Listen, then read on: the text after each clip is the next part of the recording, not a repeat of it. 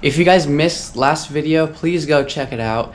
In that video, I installed my rear lip that I custom made right here, as you can see. In today's video, I'm actually going to be making a roof spoiler. This is going to be made out of fiberglass, just like the front grille, how I did that, except this is going to be strictly just fiberglass. I have some expanding foam right here that I'm going to use to get the shape I want.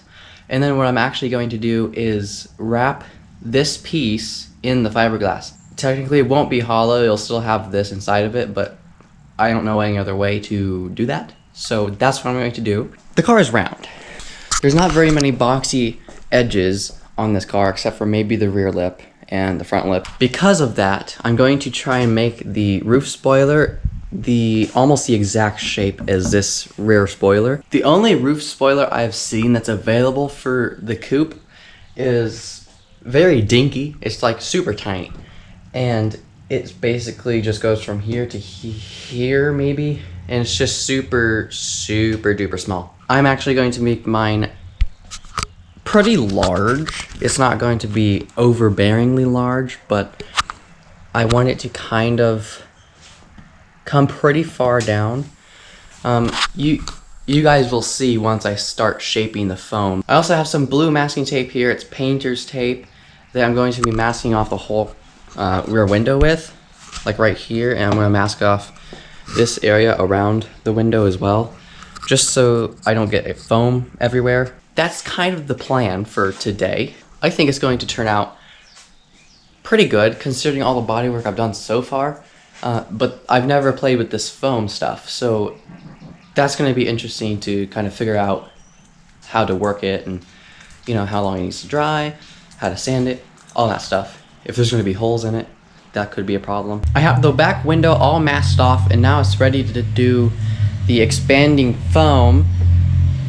I hope this is good stuff, but you know, it's just this from Walmart, and it's just insulating sealant. I hope it works.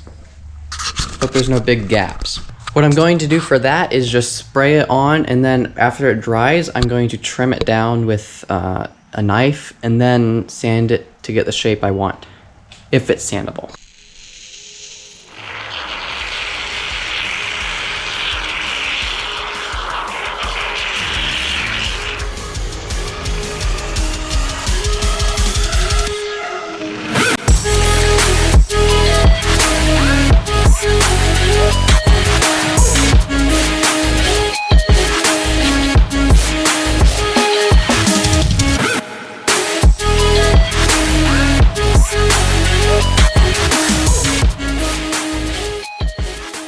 I put the foam down, and I ran out of one can on this side, so I went to Walmart to get more, and I came back and it was like, you know, expanded.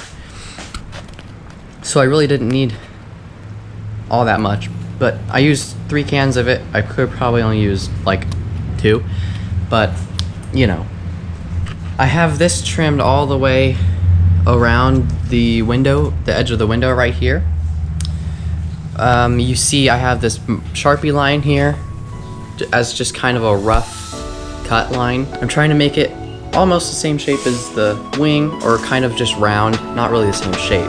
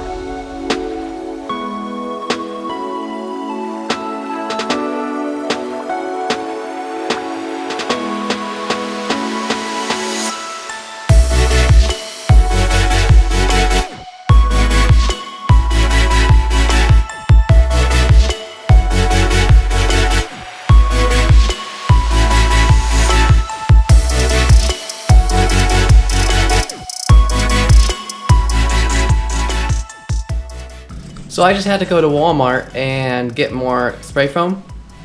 I came out here last night to resin over the foam to try to make it harder in the morning so I can sand it better. But I didn't know resin ate the foam. So it kind of melted the foam in a way to where, I didn't show you, but it kind of melted the foam so that it was just super flat in the spot that I did do the resin. So I just had to rip that off, and I went to Walmart and bought new spray foam, and I just put it on, as you can see. So I'll get back with you guys once I get to the point where I'm ready to start fiberglassing it, because that's almost to the point where I got last night. And since I've already carved it, I don't want to show you again. So I'll catch you guys when I'm ready to do the fiberglass. I have the new foam on the car and I have it shaped and sanded.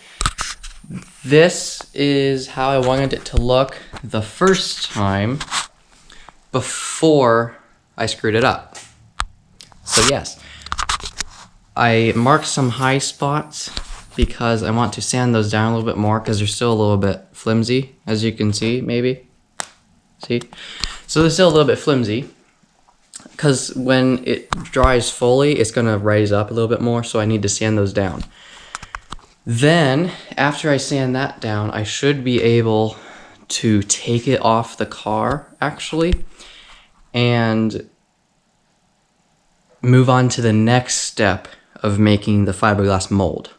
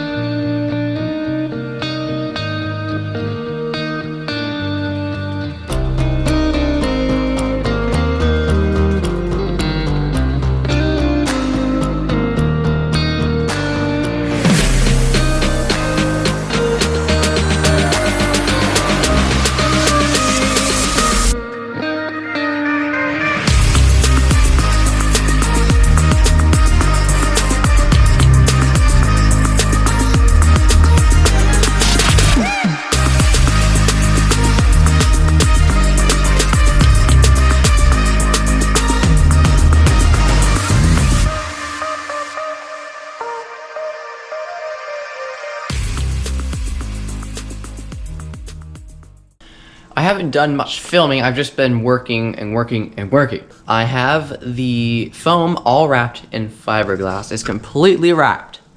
So that is really good. What you saw was me putting Bondo inside the foam so that I could fill in all the holes, and then I was sanding the Bondo and I was sanding the foam to make it all smooth.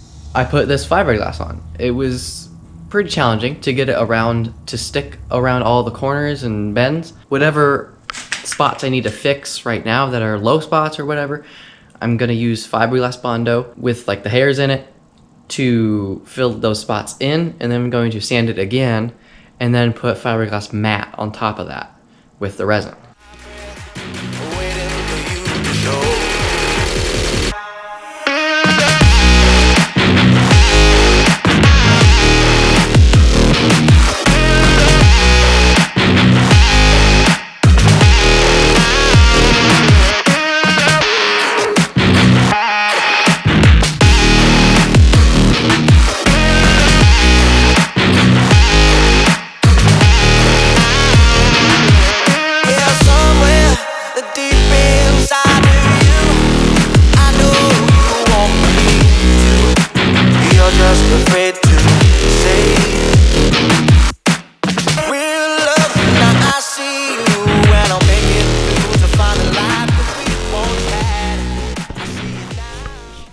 I have the whole thing sanded down now, and what I did was I used Bondo glass and Bondo to get the edges I want on top of my like first 2 layers of fiberglass, and then this edge was kind of sunken in, so I had to pull it out because the foam, I didn't shape it very well, it wasn't symmetrical, so I used the Bondo glass to get that shape back. What I'm going to do now is, oh, and I also have it sanded down with 80 grit everywhere. So what I'm going to do now is cover this in resin, just a light layer. Then I'm going to pull this fiberglass cloth over this and put it down with the resin. And then once that dries, it's not long enough to get the ends, so I'm going to have to use some scraps for the ends. Sorry this video is so much sanding, but it is what it is. You gotta do what you gotta do to get the part perfect. Now, I'm gonna end it here because there's a bunch of sanding and a bunch of time lapse, and that's boring, so I'm gonna end it here. In the next video, I'm going to show you how to paint a part properly with just rattle can spray paint. So look forward to that, and I'll see you guys in the next video.